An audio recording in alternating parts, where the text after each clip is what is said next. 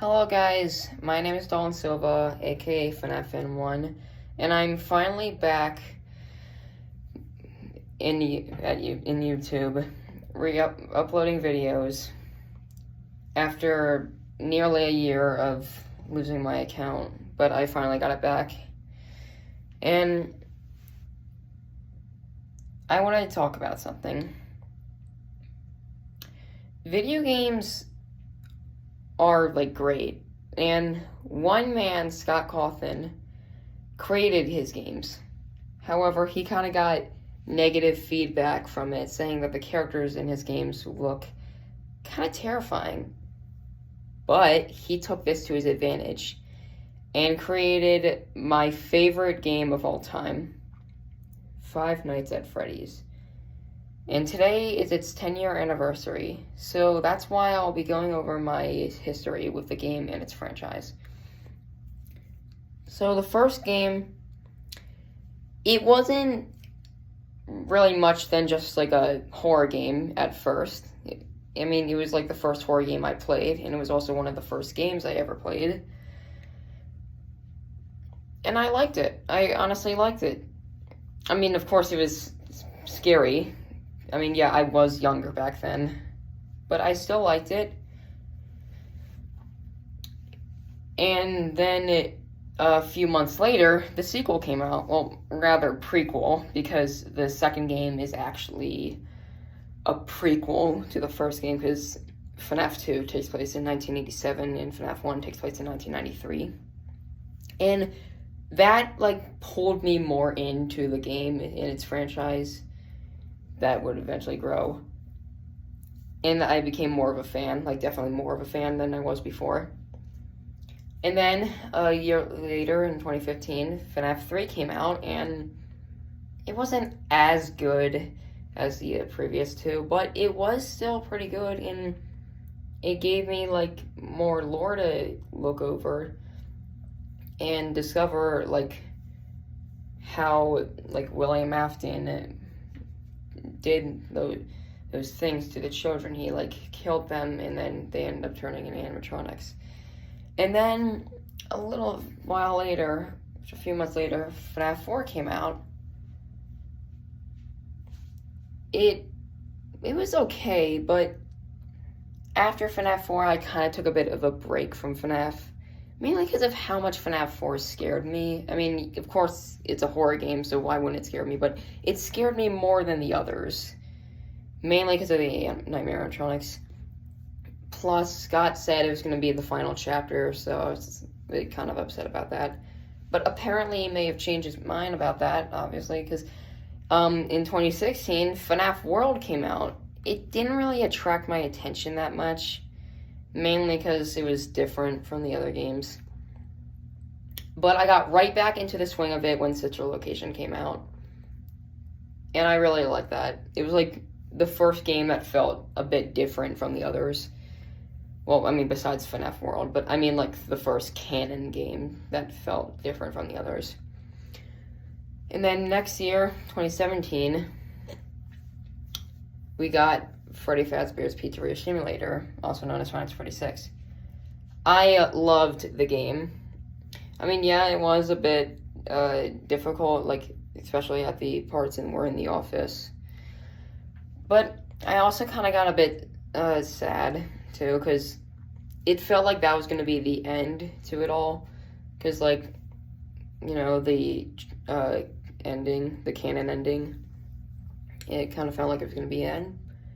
And, of course, Scott would probably make more games, but it did feel like it was going to be the end of, the main story. And then we got Ultimate Custom Night, which is it's kind of like a spin-off, but not as much as a spin-off as FNAF World. And in the game, we actually play as William Afton, who's in his own private hell. And then a year later, in 2019, we got Five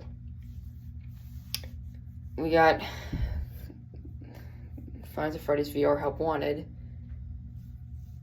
It was crazy. That game was definitely way more terrifying than the others because it was in virtual reality. But I really loved the game. I loved Help Wanted. It was great. And we even ended up getting a Halloween DLC for it in October of that year. And a bit before that, we got AR Special Delivery, which it's honestly sad that unfortunately it got deleted on March 4th of this year. It's really sad. I'm upset about it. But not only that, we also got announced about a security breach, but because of COVID, it of course didn't come out until like near the end of 2021.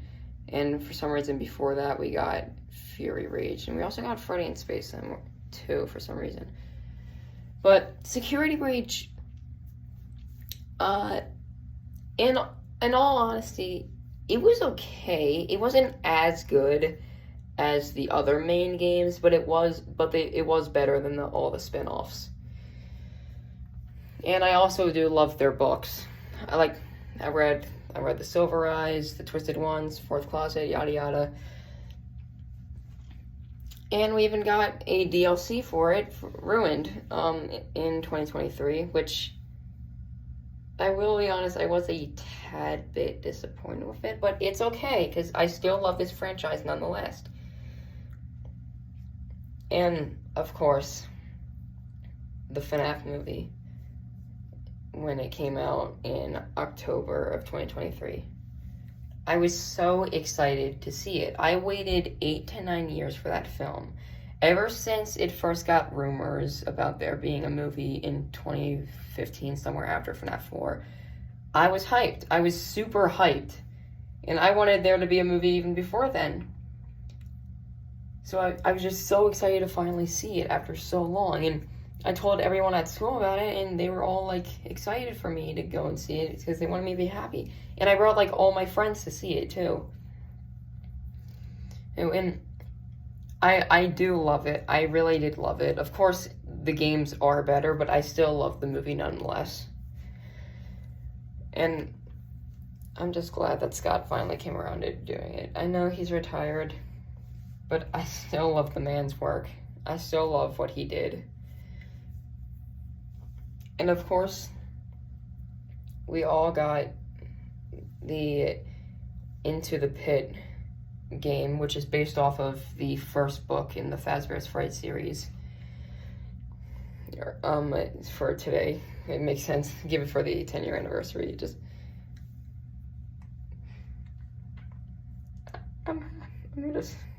I'm glad that this exists as a franchise, because in all honesty, the games franchise is kind of really the only reason why I'm still pushing on in life. Because there have been times where my life is a bit crappy, because I have to deal with so much, like, harassment from people, like, at school and outside of school, because I guess I just can't go outside without being noticed in my own hometown. I'm not gonna let those assholes get to me. I'm still pushing on forward in life, and it's all because of FNAF. I just want to say thank you, Scott Cawthon. You gave me hope. You gave me a reason to push forward. I thank you for that. I thank you for creating this game and its amazing franchise that it's grown up and that it's grown to be. And I would love to thank my friends who have supported me along the way. I won't tell you their real names because it might cyberly harm them, but I will tell you their YouTube names. I would like to thank Kit for a Cat, and I would also love to thank Five Nights, who also goes by the name of Cat23 Nap Poppy Playtime 3. Thank you for being my friends. Thank you for supporting me along the way. And thank you for loving this franchise as much as I do. And because of that, you guys get to be part of the main FNAF fan group. I love you guys. And it feels good to be back. It finally feels good. Thank you for watching. This is FNAF Fan 1 signing off.